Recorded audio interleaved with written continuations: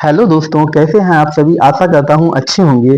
आज हम पॉलिटी की विशेष श्रृंखला का अगला भाग शुरू करने जा रहे हैं जो आगामी परीक्षाओं के लिए बहुत महत्वपूर्ण होंगी। तो आइए शुरू करते हैं इस श्रृंखला का भाग 4। विशेष पॉलिटी श्रृंखला भाग 4। संविधान निर्मात्री समिति एवं उनके अध्यक्ष। प्रारूप समिति के अध्यक्ष कौन थे? डॉक्टर भीमराव अंबेडकर जी। संघ संविधान समिति के अध्यक्ष कौन थे? जवाहरलाल नेहरू। प्रांतीय संविधान समिति के अध्यक्ष कौन थे? सरदार वल्लभ भाई पटेल। मूल अधिकार एवं अल्पसंख्यक समिति के अध्यक्ष कौन थे? सरदार वल्लभ भाई पटेल। झंडा समिति के अध्यक्ष कौन थे? डॉक्टर राजेंद्र प्रसाद जी। रियासत समिति, देशी रियासतों से वार्ता के लिए के अध्यक्ष कौन थे? डॉक्टर राजेंद्र प्रसाद जी। देशी रियासत समझौता समिति के अध्यक्ष कौन थे? डॉक्टर राजेंद्र प्रसाद जी। संचालन समिति के अध्यक्ष कौन थे? डॉक्टर राजेंद्र प्रसाद। नियम समिति के अध्यक्ष कौन थे? डॉक्टर राजेंद्र प्रसाद। संघ शक्ति समिति के अध्यक्ष कौन थे? जवाहरलाल नेहरू जी। कार्य संचालन समिति के अध्यक्ष कौन थे? के एम मुंशी। मूल अधिकार संबंधी उपसमिति के अध्यक्ष कौन थे? J B Kripalani. अल्पसंख्यक उपसमिति के अध्यक्ष कौन थे? H C Mukherjee. सर्वोच्च न्यायालय समिति के अध्यक्ष कौन थे? एस बादाचार्य। राज्य समिति के अध्यक्ष कौन थे? जवाहरलाल नेहरू जी। संविधान सभा की कार्यकारिणी संबंधी समिति के अध्यक्ष कौन थे? जीवी मावलंकर। आवास समिति के अध्यक्ष कौन थे? बी पट्टाभी सीतारमैया। प्रत्यय पत्र संबंधी समिति के अध्यक्ष कौन थे? अलादी कृष्णा स्वामी अय्यर। अल्पसंख्यक उप समिति के अध्यक्ष कौन थे? H C Mukherjee. पूर्वोत्तर सीमांत जनजातीय क्षेत्रों और असम के अपवर्जित और आंशिक रूप से अपवर्जित क्षेत्रों संबंधी उप समिति के अध्यक्ष कौन थे? गोपीनाथ बारदोलोई। अपवर्जित और आंशिक रूप से अपवर्जित क्षेत्रों असम के क्षेत्रों को छोड़कर के अध्यक्ष कौन थे? A B Thakkar. संविधान की उद्देशिका। मूल उद्देशिका में भारत को कैसा राज्य बनाने का संकल्प लिया गया था? संपूर्ण प्रभुत्व संपन्न लोकतंत्रात्मक गणराज्य। 42वें संविधान संशोधन अधिनियम 1976 द्वारा उद्देशिका में कौन कौन से शब्द जोड़े गए? समाजवादी, पंथनिरपेक्ष और अखंडता। किस बाद में यह कहा गया कि संविधान की उद्देशिका उसका अंग नहीं है? इनरी बेरुवारी के मामले में। संविधान निर्माताओं के विचारों को जानने की कुंजी किसे कहा जाता है? उद्देशिका को। किस मामले में यह कहा गया कि प्रस्तावना संविधान का भाग है? केशवानंद भारती बनाम केरल राज्य में। किस बाद में संविधान की उद्देशिका में संशोधन का प्रावधान किया गया? केशवानंद भारती। भारतीय संविधान की प्रस्तावना में भारत को किस रूप में घोषित किया गया है? संपूर्ण प्रभुत्व संपन्न समाजवादी पंथनिरपेक्ष लोकतांत्रिक गणराज्य में। उद्देशिका में निहित आधारभूत ढांचे की अवधारणा का निर्धारण किस बाद में किया गया था? केशवानंद भारती बनाम केरल राज्य 1973। उद्देशिका के अनुसार भारत के शासन की सर्वोच्च सत्ता किसमें निहित है? हम भारत के लोग अर्थात भारत की जनता में। संपूर्ण प्रभुत्व संपन्न शब्द का क्या अर्थ है? भारत अपने आंतरिक एवं बाह्य सभी मामलों में पूर्णतः स्वतंत्र है। भारत के संदर्भ में धर्मनिरपेक्षता का सही भाव क्या है? भारत में राज्य का अपना कोई धर्म नहीं है। भारतीय संविधान का कौन सा भाग संविधान की आत्मा है? संविधान की प्रस्तावना। भारतीय संविधान की प्रस्तावना में वर्णित उद्देश्यों एवं आदर्शों की व्याख्या संविधान में कहाँ की गई है?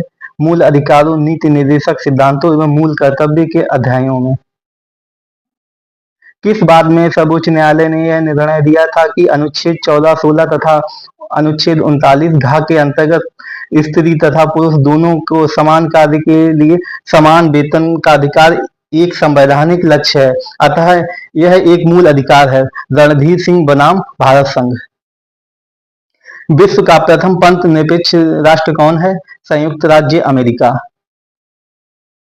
किसका कथन है कि संविधान शरीर है तो प्रस्तावना उसकी आत्मा? प्रस्तावना आधारशिला है तो संविधान उस पर खड़ी अट्टालिका। सुभाष कश्यप का। राज्य का सबसे महत्वपूर्ण तथ्य क्या है? संप्रभुता। प्रस्तावना में समाजवादी एवं पंथ निरपेक्ष शब्द कब जोड़ा गया? 42वें संविधान संशोधन द्वारा 1976 में। संविधान की उद्देशिका में अब तक कितनी बार संशोधन किया गया है? सिर्फ एक बार, 1976 में। भारत कब एक संपूर्ण प्रभुत्व संपन्न लोकतांत्रिक गणराज्य बना? 26 जनवरी 1950 को। भारत एक गणतंत्र है, इसका क्या अर्थ है? भारत का राष्ट्राध्यक्ष वंशानुगत न होकर निर्वाचित होगा। भारतीय संविधान कब अंगीकृत, अधिनियमित और आत्मार्पित किया गया? 26 नवंबर 1949 को। भारतीय संविधान किसके द्वारा अंगीकृत किया गया? भारतीय जनता द्वारा, संविधान सभा के माध्यम से। संविधान की प्रस्तावना अपने नागरिकों को कौन कौन सा न्याय सुनिश्चित करती है? सामाजिक, आर्थिक एवं राजनैतिक न्याय। प्रस्तावना नागरिकों को कौन कौन सी स्वतंत्रता सुनिश्चित करती है? विचार अभिव्यक्ति, मत प्रकट करने की, विश्वास, धर्म एवं उपासना की। किस बाद में पंथ निरपेक्षता को संविधान का आधारभूत ढांचा घोषित किया गया? SR बॉम्बई बनाम भारत संघ के बाद में। भारत में संप्रभु कौन है? हम भारत के लोग अर्थात जनता। भारतीय संविधान की विशेषताएं। अध्यक्षात्मक प्रशासन प्रणाली का आधारभूत तथ्य क्या है? एकल कार्यपालिका।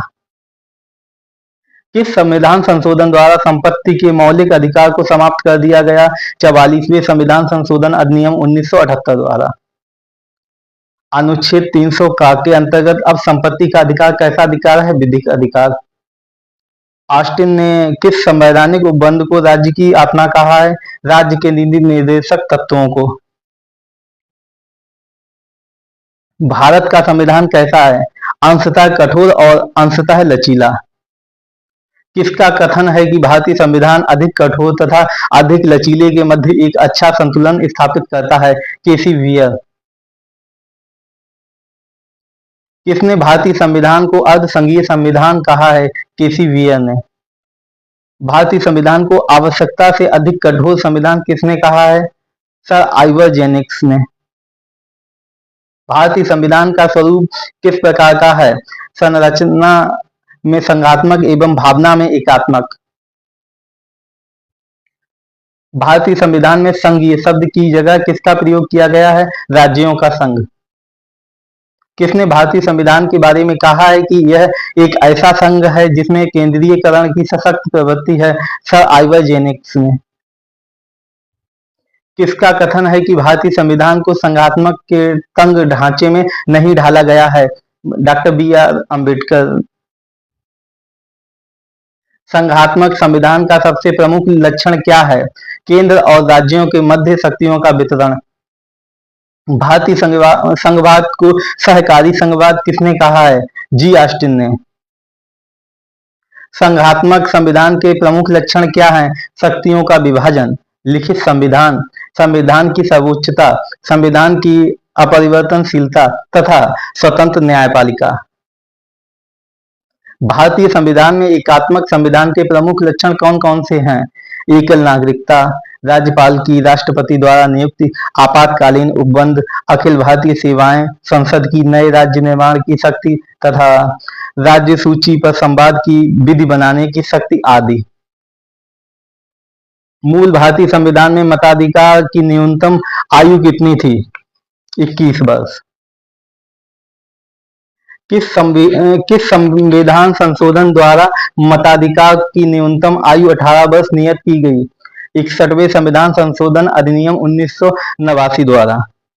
किन आधारों पर किसी व्यक्ति को उसके मताधिकार से वंचित किया जा सकता है? अनिवास, चित्त विकृति, अपराध या भ्रष्ट अथवा अवैध आचरण के आधार पर।